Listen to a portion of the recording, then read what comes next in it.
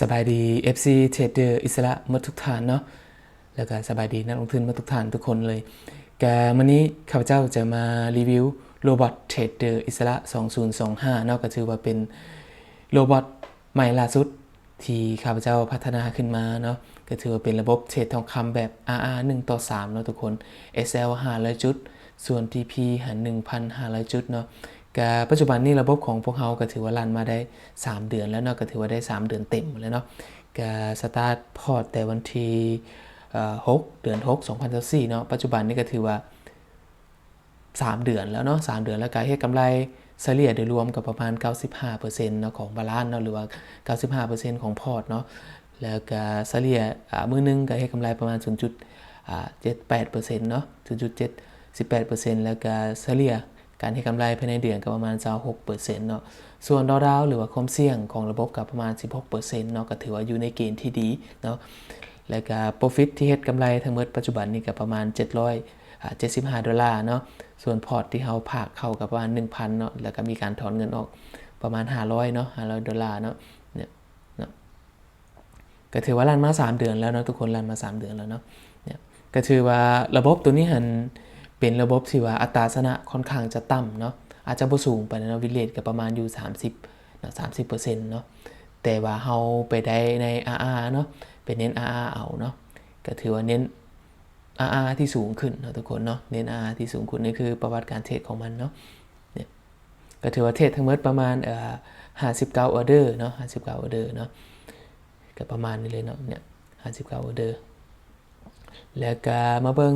การเทรดแต่ละเดือนเนาะก็ถือว่าเดือน6หั่นก็บวกอยู่ประมาณ 36% เนาะ 36% เนาะเทรดทองคำโดยเฉพาะเลยเนาะแล้วก็เดือน7นี่บวกอยู่ประมาณ23% เนาะแล้วก็ถือว่าเดือน8เนาะมื้อนี้เนาะที่เฮาอัดคลิปก็ถือว่าหมดเดือนแล้วเนาะก็บวกอยู่ประมาณ 16% เนาะก็ถือว่าเป็นการลั่นระบบ3เดือนแรกถือว่าก็ยังอยู่ในเกณฑ์ที่ดีเนาะอยู่ในเกณฑ์ที่ดีในแง่ของความเสี่ยงในแง่ของ profit ที่สามารถให้กำไรในตลาดได้เนาะเนี่ยอันนี้คือเฮารันอยู่เรียลเข้าเนาะบวกไลฟ์ไฟแนนซ์เนาะแล้วถามว่าระบบตัวนี้ปัจจุบันนี้ข้าพเจ้าก็ได้เปิดรันอยู่ใน Master Copy Trade เนาะสำหรับนักลงทุนท่านใดที่สนใจอยากใช้งานหรือว่ายอมรับความเสี่ยงระบบของพวกเฮาได้ก็สามารถเข้ามาใช้งานได้คือกันนะอยู่ที่โบรกเกอร์ไลฟ์ไฟแนนซ์เนาะเนี่ยก็ถือว่าอยู่ที่โบรกเกอร์นี่เลยเนาะทุกคนโอเคก็ซื้อ Master กับ Trader อิสระ EA เนาะก็ถือว่าปัจจุบันนี้ก็ความเสี่ยงก็ประมาณ4เนาะแล้วก็มีนักลงทุนหรือว่าที่มา Copy Trade ก็ประมาณ17ท่านเนาะทุนที่จัดการอยู่ประมาณ $3,200 เนาะก็สำหรับท่านใดที่ใช้งานโบรกเกอร์ไลฟ์ไฟแนนซ์อยู่แล้วเนาะคันว่าอยากมาคัดลอกเนาะก็มีแต่เข้ามาตัว Copy Trade เลยเนาะหลังจากนั้นก็พิมพ์ชื่อเนาะสามารถค้นหาชื่อ Trader อิสระได้เนาะTrader อิสระเนี่ยขึ้นมาให้กับติ๊กใส่เนาะติ๊กใส่หลังจากนั้นก็มันจะลิงก์มาหน้าตัวชาร์ต profit เนาะหรือว่าชาร์ตกำไรของพวกเขาแล้วก็มาที่ตัวตั้งค่าการคัดลอกเนาะตัวที่นี่ก็ให้เฮาใส่ทุนเนาะในการคัดลอกเนาะสำหรับทุนในการ copy trade ขั้นต่ำก็เป็น100เนาะหลังจากนั้นก็ตั้งค่าการคัดลอกให้เลือกตามตามสัดส่วนของทรัพย์สินของชั้นเนาะหรือว่าตามอัตราส่วนเงินทุนเนาะหลังจากนั้นก็กดคัดลอกไปเนาะก็ถือว่าสำเร็จไปเลยเนาะสำหรับการคัดลอกRobot Trader อิสระ2025เนาะตัวนี้จะเกี่ยวกับระบบเนาะก็ถือว่าครับเจ้าเอามารันใช่นี่แล้วเนาะรันอยู่พอร์ตเซนเนาะเนี่ย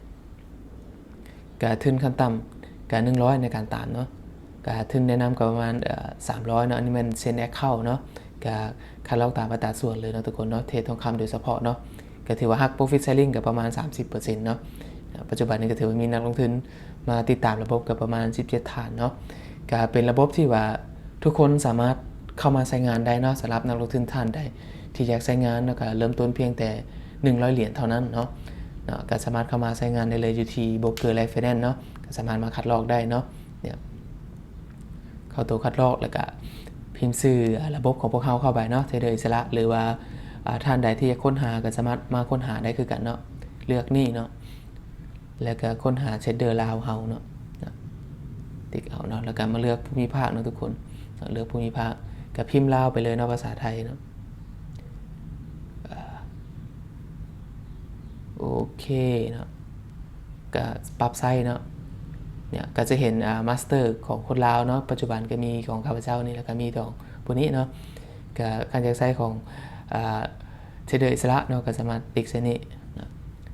หลังจากนั้นก็มาที่ชาร์จกำไรเนาะแล้วก็ไปกดคัดลอกได้เลยเนาะกดคัดลอกได้ยกตัวอย่างเนาะประมาณนั้นเลยเนาะทุกคนแล้วก็กดนี้คัดลอกเนาะก็ถือว่าสำเร็จไปเลยเนาะก็ประมาณนี้เนาะสำหรับโรบอทเทรดเดอร์อิสระ2025ก็ฝากไว้เนาะสำหรับท่านใดที่สนใจอยากใช้งานก็เข้ามาใช้ได้อยู่ที่ Broker Life Finance เนาะเอาเปิดให้ Copy Trade อยู่นั่นเนาะขอบใจ